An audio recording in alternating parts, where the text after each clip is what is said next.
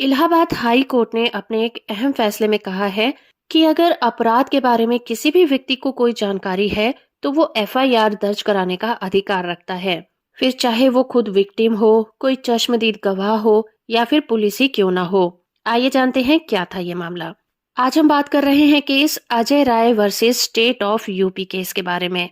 Court ने इस case में एफआईआर की इम्पोर्टेंस पर बहुत जोर दिया। उन्होंने कहा कि किसी भी क्रिमिनल केस की शुरुआत के लिए एफआईआर की कितनी ज्यादा इम्पोर्टेंस है और इसके बिना कोई केस स्टार्ट नहीं किया जा सकता।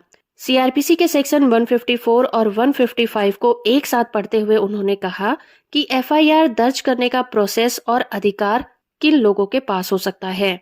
एक तो वो जो कि खुद विक्टिम है, दूसरा कोई चश्मदीद गवाह या फिर कोई ऐसा व्यक्ति जिसे उस अपराध के होने के बारे में पता हो, वो एफआईआर को दर्ज करवा सकता है।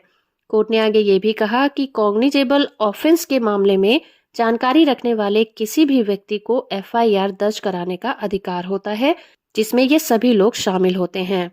इस मामले में पेटिशनर का कहना ये था कि सिखड़ी समिति में एडिशनल डिस्ट्रिक्ट असिस्टेंट ऑफिसर के द्वारा इंस्पेक्शन के दौरान याचिकाकर्ता को कुछ अवैध काम करते हुए पाया गया था, जिसके कारण उन्हें निलंबित कर दिया गया था। जिसके बाद 23 नवंबर 2022 के आदेश के तहत Uttar Pradesh cooperative society act के सेक्शन 66 को लागू करके 3 सदस्य समिति के द्वारा जांच कराई गई थी और इस जांच में ये पता चला कि याचिकाकर्ता ने 16,17,833 रुपए का अमाउंट का दुरुपयोग किया था।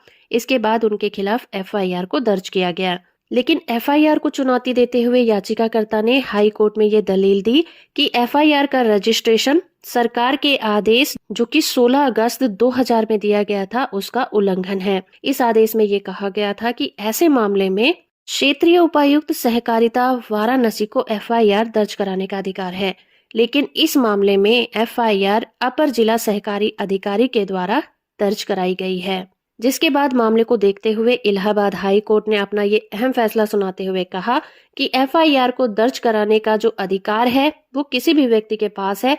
जिस भी व्यक्ति को किसी क्राइम के होने की जानकारी हो वो एफआईआर को दर्ज करा सकता है। तो इस तरह से मामले को देखते हुए हाई कोर्ट ने याचिकाकर्ता की याचिका को खारिज कर दिया। तो है तो आप इसे लाइक, शेयर और चैनल को सब्सक्राइब करना बिल्कुल मत भूलिएगा।